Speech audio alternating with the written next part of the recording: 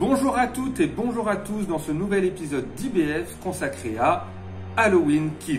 Et avec lui, ses questionnements sur la notion de point de vue du spectateur, autrement dit, sa manière d'appréhender un film. Je vous explique tout ça après le générique.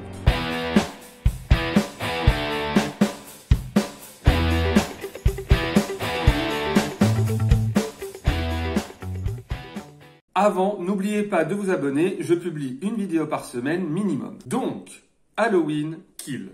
Je vais être franc avec vous.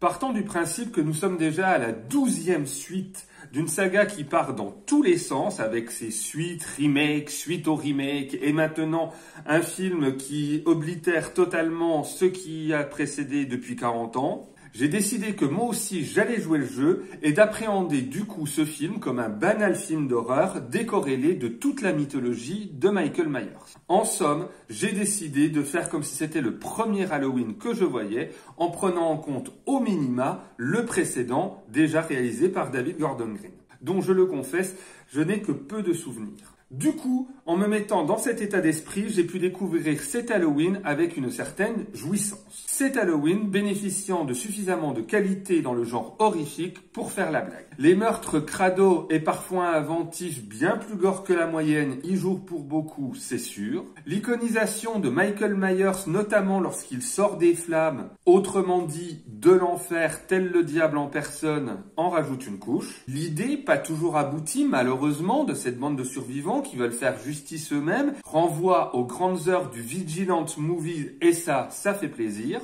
Et surtout, en ce qui me concerne, et là j'insiste, c'est purement personnel, il y a au casting la présence du monumental Anthony Michael Hall. Pour ceux qui ne savent pas qui c'est tout simplement le puceau geek des films de John Hughes, notamment dans Breakfast Club et Une créature de rêve, deux films que je vous conseille au passage, alors qu'il a certes grandi depuis, c'est une évidence, mais pardon, son image de petit blondinet mal dans sa peau est tellement ancrée en moi que ça m'a littéralement fait halluciner de le voir en chef de file, batte de baseball à la main, de la révolte des habitants d'Haddonfield. Ce qui, à mes yeux, est la cerise sur le gâteau bien sanguinolent de cette petite série B que j'ai trouvée fort ludique. Et ce, malgré des personnages parfois cons comme c'est pas permis, à l'image de ce couple qui s'enferme volontairement dans leur maison avec Michael alors qu'ils avaient l'occasion de fuir à toutes enjambées. Bon, à la limite, ça aurait pu passer s'ils avaient été réellement badass,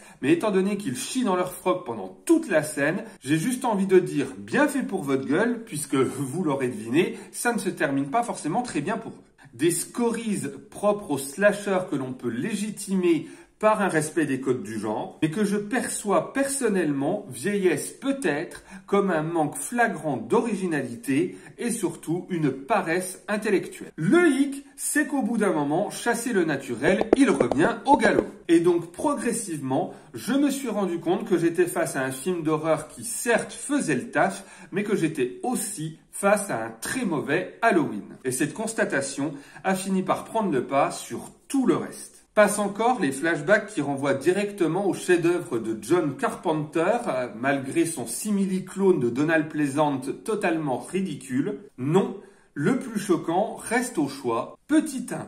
Que le personnage de Michael Myers mette en scène ses meurtres alors qu'il est censé être le mal absolu, qui tue et se casse immédiatement après. Petit 2, toujours vis-à-vis de Michael, je rappelle que celui-ci est censé être une entité presque abstraite, totalement indestructible. Je considère donc comme un véritable foutage de gueule le fait qu'on essaie de nous faire croire que celui-ci peut être vaincu avec 2 crics et 3 marteaux. Ce qui, à mes yeux, renforce un certain manque de respect auprès des fans. Petit 3, le côté fanservice, justement, totalement à côté de la plaque, avec en outre cette hypocrisie de vouloir faire table rase du passé et pourtant évoquer certains éléments des suites qui, du coup, aux yeux du réalisateur, ne devraient pas exister. Et enfin, gros 4, j'ai gardé le meilleur pour la fin, évidemment. La présence honteuse de Jamie Lee Curtis traitée ici comme un caméo de luxe, alors que c'est quand même bordel de merde, l'héroïne principale est l'adversaire ultime de Michael Myers. La coincer dans un lit d'hôpital pendant tout le film sans qu'elle n'ait aucune interaction digne de ce nom avec aucun personnage quel qu'il soit